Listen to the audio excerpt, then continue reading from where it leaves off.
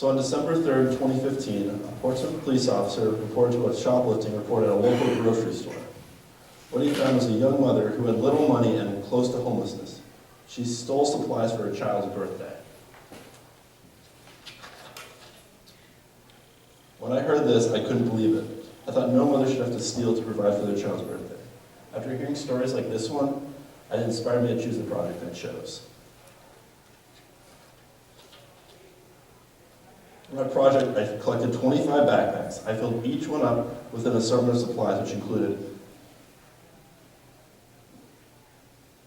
cake mix and frosting,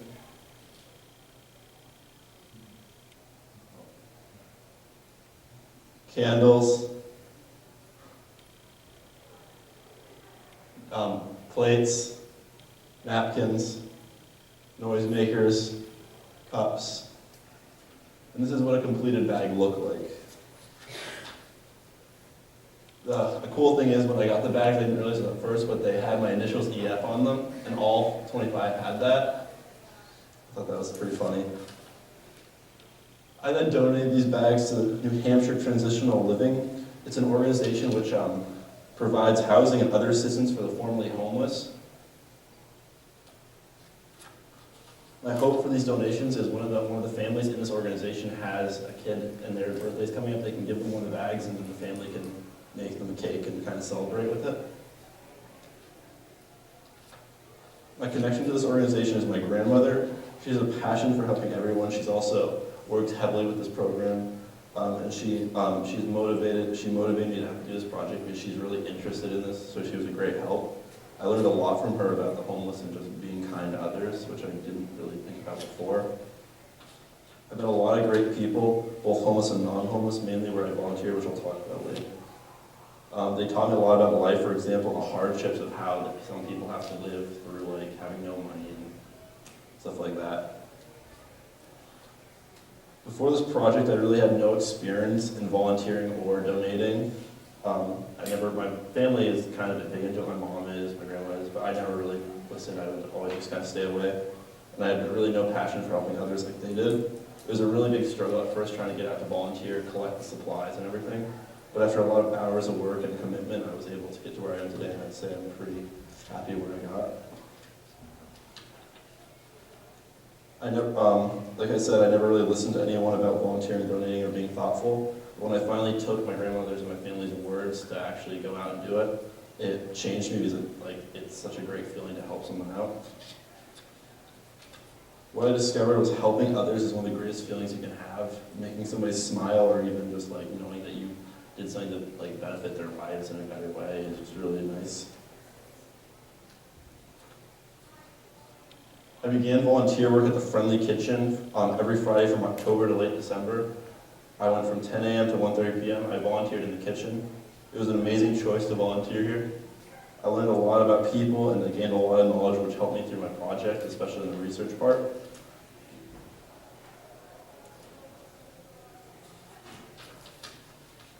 This is a picture of me on my first day there. I was very nervous on the first day. It was a whole new place, a lot of new faces. The moment I stepped in, my perspective of the homeless community and sense of goodness changed immediately. I was thrown right into the mess of things. I was making food for 60 plus people. I was serving, I was interacting, doing dishes, and learning a lot about the homeless' struggles. On the first day, my perspective of the homeless changed forever for the better. I've never met such nice people before. No matter what they were going through, they always were so grateful for everything. Not everyone is perfect, but the vast majority are very kind.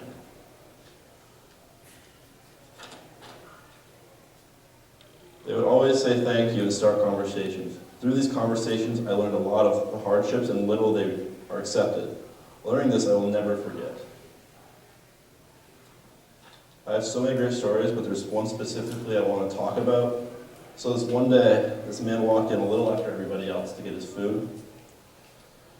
When I saw him, I was thinking to myself, I think I know this man. I would say he's probably in his mid-70s, but I didn't know where he was from and where I recognized his face from. But the next day at my job at the Hooksett rest stop, I saw the same man cleaning tables in the middle of the dining area. And then the realization came to me, he's the same man I saw in the front of the kitchen the day before. On my break that day, I went up to him and asked him if he remembered me. He kindly said, yes, thank you for the grilled cheese yesterday. I asked if we could sit down and talk for a bit. Without even me asking after we sat down, he started telling me how this is his only income. He doesn't make enough to survive, he lives in his car, and he does not have enough money to even buy himself food. I offered him to buy him a meal, which I did. We both sat down. He really likes spaghetti, that's what I got him. He likes that. He orders that every time he comes up to see me. We finally talked. He told me how he was a Vietnam vet, he was an Air Force pilot. He told me it went all downhill from there. We began talking every Friday at the Friendly Kitchen and some days at work. I still am friends with him. I choose not to tell his name for the sake of his well-being, but he taught me a lot about life. One big thing he told me was, cherish everything you have, no matter how small it is. If you don't cherish what you have, you can't be happy. I learned life lessons from him to this day. If you ever read the book Tuesdays with Maury, this friendship is what I consider the same thing with him.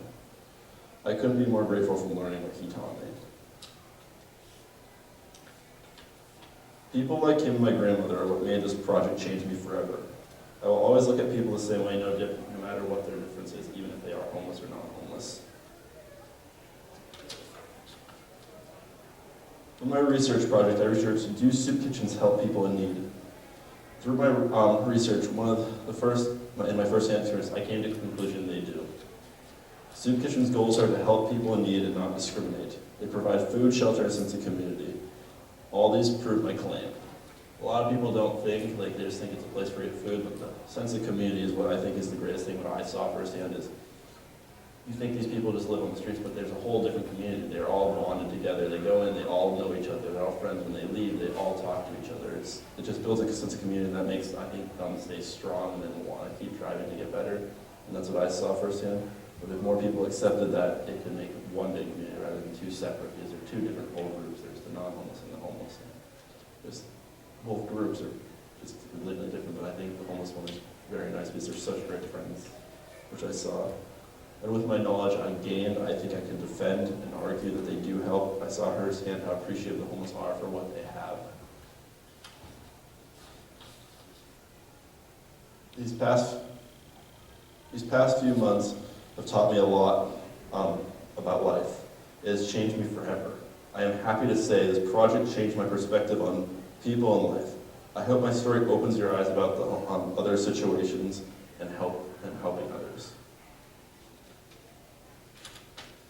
I'd like to thank my family, Ms. Smith, my mentor, and the Friendly Kitchen for taking me in. And that's my work site.